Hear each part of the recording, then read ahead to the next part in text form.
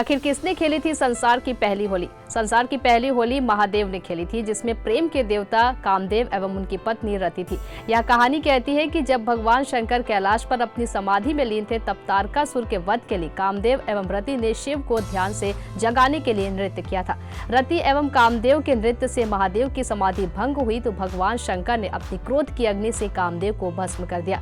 रति ने प्रायश्चित में विलाप किया तो अति दयालु भगवान महादेव ने कामदेव को पुनः जीवित कर दिया। ऐसे खुश होकर रति और कामदेव ने ब्रजमंडल में ब्रह्म भोज का आयोजन किया, जिसमें सभी देवी देवताओं ने भागीदारी की। रति ने चंदन की टीका लगाकर खुशी मनाई। कहते हैं कि ये फाल्गुन पूर्णिमा का दिन था। हरिहर पुराण के मुताबिक ब्रह्म भोज में आनंद के मारे महादेव ने डमरू बजाई थी, माता सरस्वती ने वीणा पर स्वर लहरियां छोड़ी थी, तो माता पार्वती ने बसंत के रागों में गीत गाए थे। कहते हैं कि तभी से धरती पर प्रत्येक वर्ष फाल्गुन पूर्णिमा में गीत, संगीत एवं रंगों के साथ होली का आनंद उत्सव मनाया जाने लगा।